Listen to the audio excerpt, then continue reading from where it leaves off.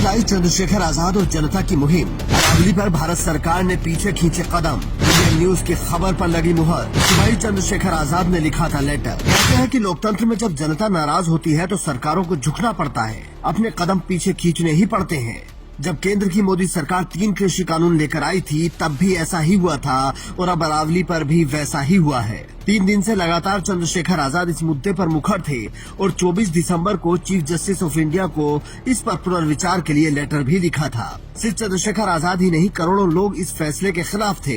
विपक्ष भी सरकार को कोस रहा था, लेकिन चंद्रशेखर आजाद ने चीफ जस्टिस को लेटर लिखा क्योंकि फैसला वहीं से आया था। इसका असर ये हुआ कि चौतरफा घिरता देख केंद्र सरकार को अपने कदम पीछे खींचने पड़े और शाम होते होते नोटिफिकेशन आ गया जिसमें साफ कर दिया गया कि किसी भी नए खनन की इजाजत अरावली क्षेत्र में नहीं दी जाएगी। मतलब कल पर्यावरण मंत्री भूपेंद्र यादव जिसे भ्रामक बता रहे थे, आज उसी पर फैसला ले लिया गया। तो लोग सवाल करने लगे कि अगर कुछ गलत नहीं था तो रोक किस चीज पर लगाई है। ये सिर्फ चंद्रशेखर आजाद की जीत नहीं है, ये हर उस व्यक्ति की जीत है जो इसके खिलाफ था, जो अरावली से प्यार करता था। पूरा विपक्ष सरकार के खिलाफ खड़ा था, जनता सड़कों पर आकर लड़ रही थी, इसीलिए सरकार को पीछे हटना पड़ा। हमने आपको सुबह ही बताया था कि इस पर जल्द ही बड़ा फैसला होने वाला है। अब ये भी समझ लीजिए कि सरकार ने फैसला क्या लिया है। सरकार की नोटिफिकेशन में कहा गया है कि अरावली के पूरे इलाके में कोई नई खनन लीज नहीं दी जाएगी। ये फैसला अवैध खनन की बढ़ती समस्या को देखते हुए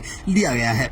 इससे अरावली की प्राकृतिक संरचना बची रहेगी और पर्यावरण को नुकसान नहीं होगा। केंद्र ने Indian council of forestry research and education को निर्देश दिया है कि वो पूरे अरावली क्षेत्र में अतिरिक्त इलाकों की पहचान करे जहां खनन पूरी तरह प्रतिबंधित किया जाए। ये काम पहले से प्रतिबंधित क्षेत्रों के अलावा होगा। पारिस्थितिकी, भूविज्ञान और परिदृश्य के आधार पर किया जाएगा। जो खदानें पहले से चल रही हैं, उनके लिए राज्य सरकारों को निर्देश दिए गए हैं कि वे सभी पर्यावरण नियमों का सख्ती से पालन करवाएं। सुप्रीम कोर्ट के आदेशों के अनुसार चल रही खनन गतिविधियों पर अतिरिक्त प्रतिबंध लगाएं। सस्टेनेबल माइनिंग के नियमों का पूरी तरह से पालन करना होगा ताकि पर्यावरण को नुकसान न हो। केंद्र सरकार का कहना है कि अरावली का संरक्षण रेगिस्तान के फैलाव को रोकने, जैव विविधता बचाने, भूजल स्थल बनाए रखने और क्षेत्र को पर्यावरणीय सेवाएं देने के लिए जरूरी है। ये फैसला लंबे समय से चल रहे अरावली संरक्षण विवाद में एक महत्वपूर्ण कदम है। आने वाले समय में पहाड़ियों की बेहतर सुरक्षा सुनिश्चित करेगा। भले ही सरकार अब इस फैसले को लेकर भी अपनी पीठ थपथपाए,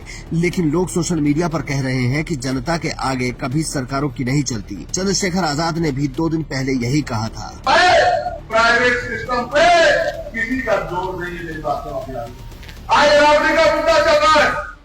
अरावली जो लाइफ लाइन है, जिसकी वजह से पूरा रेगिस्तान और रेगिस्तान से आने वाली बड़ी बड़ी आंधियां हरियाणा, पश्चिम उत्तर प्रदेश, दिल्ली को छू नहीं पाती। उस अरावली को खनन की भेंट कराने का कार्यक्रम चल रहा। लोग परेशान है, लेकिन सरकार को फिक्र नहीं है।